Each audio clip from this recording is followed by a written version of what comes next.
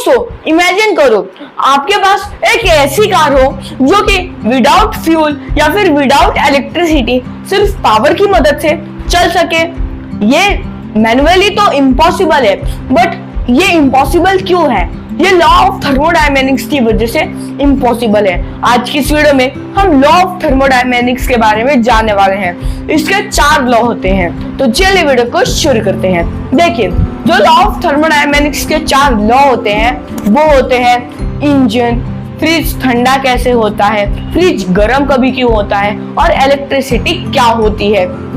ये चारों चीज जो लॉ ऑफ थर्मोडायनेमिक्स है ये इसको कवर कर लेती है। और अगर आपने लॉ ऑफ थर्मोडायनेमिक्स जान लिया तो आप फिजिक्स के बैकबोन के बारे में जान लेंगे। तो चलिए देखते हैं। पहला लॉ है ज़ेरोथिक लॉ। ज़ेरोथिक लॉ सुनने में इजी लगता है लेकिन होता बहुत हार्ड है। इसके मतलब का बेसिकली ये होता है कि अगर A और B इक्विलिब्रियम में है, B और C भी इक्विलिब्रियम में है, तो A और C भी इक्विलिब्रियम में ही होगा। एक एग्जांपल से समझते हैं। ह्यूमन बॉडी, थर्मोमीटर और रूम टेम्परेचर। अगर ह्यूमन बॉडी का जो नॉर्मल टेम्परेचर है वो थर्मोमीटर से मैच कर रहा है, इसका मतलब हो गया कि A और B इक्विलिब्रियम में है। और यहाँ तक कि थर्मोमीटर का जो टेम्परेचर है वो रूम के टेम्परेचर से भी मैच कर रहा है, तो ये B और C का इक्विलिब्रियम हो जाता है।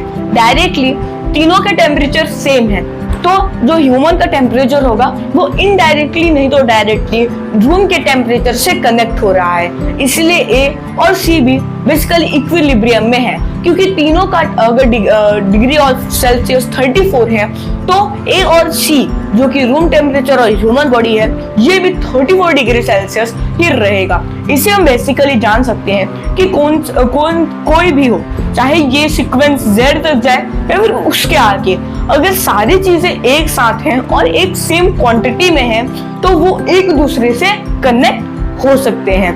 अगर जैसे कि A जैसे ह्यूमन टेम्परेचर है वो 35 डिग्री सेल्सियस है, लेकिन जो रूम टेम्परेचर है वो 20 डिग्री सेल्सियस है, तो इसमें क्या होगा, A और C ये जो है ये कनेक्ट नहीं होंगे, ये नॉन इक्विलिब्रियम होंगे, क्योंकि इन दोनों का जो टेम्परेचर सेल्सियस है वो अलग होता है। दूसरा है कि फ्रिज ठंडा कैसे होता है, इसको हम लिब्रियम लॉ भी कहते हैं। बेसिकली फ्रिज के अंदर होता है कार्बन डाइऑक्साइड जो कि वो रिलीज करता है, वो अंदर कार्बन डाइऑक्साइड ही लेता है और वो बाहर भी कार्बन डाइऑक्साइड रिलीज करता है। आपने ट्रीज को देखे होंगे, वो कार्बन डाइऑक्साइड लेकर ऑक्सीजन को छोड़ते हैं, हम ऑक्सीजन को लेकर कार्बन डाइऑक्साइड को छोड़ते हैं। लेकिन बेसिकली जो फ्रिज होता है वो कार्बन डाइऑक्साइड को अंदर लेकर कार्बन डाइऑक्साइड को ही छोड़ता है। और कार्बन डाइऑक्साइड हॉट नहीं, कार्बन डाइऑक्साइड कोल्ड, जो कि जेनोक मीथेन भी होता है। जेनोक मीथेन जो होता है ये बेसिकली यूरेनस या फिर नेपच्यून के एयर में पाया जाता है। ये जब फ्रिज में पड़ता है तो फ्रिज ठंडा हो जाता है, और फ्रिज में जो चीजें रखते हैं उनका ये लेब लॉ का जो होता है वो असर हो जाता है। और फ्रीजर आपने देखा होगा वो ज्यादा ठंडा होता है। फ्रीजर ज्यादा क्यों ठंडा होता है, क्योंकि फ्रीजर में का आपने वो कैप देखा होगा जो कांच का रहता है वो हमेशा बंद रहता है। वो बंद क्यों रहता है, चाहे जो जेरोक्स मीथेन आ रहा है वो उसके अंदर स्टोर हो जाए, और जो बंद जब हम कर देते हैं तो वो जो जेरोक्स मीथेन है उसको अब जाने की स्पेस नहीं होती है, तो वो फ्रीजर में ही अपना स्पेस कर लेता है, और फिर उधर ज्यादा ठंड पड़ती है नॉर्मल फ्रिज के मुकाबले, और इधर बर्फ गिरने लगते हैं। अगला है कि कभी कभी आपने नोटिस किया होगा जो फ्रिज रहता है वो गर्म रहता है। फ्रिज गर्म इसीलिए रहता है क्योंकि कभी कभी जो जेनोक्स मीथेन होता है वो गर्म हो जाता है, जो ये बेसिकली हमें मार्स या फिर वीनस में देखने को मिलते हैं। तो जेनोक्स मीथेन होता है वो गर्म होने के बाद मीथेन में ही बदल जाता है, और मीथेन ऑब्वियसली गर्म होता है, वो 1 या फिर 2 डिग्री सेल्सियस जितना होता है, और जब वो फ्रिज में पड़ता है तो फ्रिज गर्म हो जाता है। ऐसा क्यों होता है, क्योंकि कभी कभी कार्बन डाइऑक्साइड की क्वांटिटी अगर फ्रिज को कम या फिर ज्यादा हो गया तो इससे जेनोक्स हट जाता है और सिर्फ मीथेन बचता है जो कि गर्म होता है, और जब वो फ्रिज के अंदर जाता है तो 1 या फिर 2 डिग्री सेल्सियस का जो होता है वो बना देता है और फ्रिज के अंदर रख देता है। नहीं तो फ्रिज के अंदर बेसिकली -1 या फिर -2 का ही रहता है। अगर आपने देखा होगा अगर फ्रिज गर्म है लेकिन फ्रीजर ठंडा होता है, फ्रीजर ठंडा क्यों होते हैं, फ्रीजर अपना बचा कुचा जेनोक्स मीथेन जो कि उसने एज एनर्जी स्टोरेज के लिए रखा था वो इस पॉइंट पर अपना सब कुछ यूज कर लेते हैं जितना भी उसके पास जेनॉक्स मेथड था।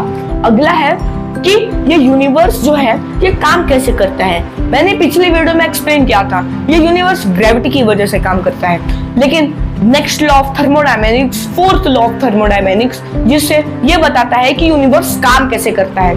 यूनिवर्स बेसिकली ग्रेविटी से काम करता है, मास और स्पेस से काम करता है। अगर आप अर्थ को स्पेस में रख देंगे तो जो स्पेस है वो थोड़ा सा गिर जाएगा, क्योंकि जो अर्थ की ग्रेविटी है वो ग्रेविटी जो है वो उसके पास अच्छी ग्रेविटी है अर्थ के पास, लेकिन जो स्पेस वैक्यूम है उसके पास कोई भी ग्रेविटी नहीं होती है। तो जब अर्थ उसके ऊपर गिरती है तो वो थोड़ा सा नीचे झुक जाता है, क्योंकि जो स्पेस है उसके पास 0 ग्रेविटी होती है और अर्थ के पास 20 to 30% या फिर उससे ज्यादा ग्रेविटी होती है। सबसे ज्यादा ग्रेविटी में एकदम अर्थ के सेंटर्स में होती है, नॉर्थ पोल और साउथ पोल। नॉर्थ पोल और साउथ पोल ही बेसिकली मेन जो होते हैं वो इस साइड पे टिल्टेड होते हैं, और इस साइड पे जब गिरता है अर्थ सीधा तो इस साइड का ही टिल्ट होता है, थोड़ा सा टिल्टेड साइड होता है 24 डिग्री का, क्योंकि जो मेन सबसे ज्यादा जहां पर ग्रेविटी है नॉर्थ पोल और साउथ पोल, वो जब गिरता है तो ज्यादा जो जहां ग्रेविटी लग रही है वो थोड़ा सा नीचे आ जाता है।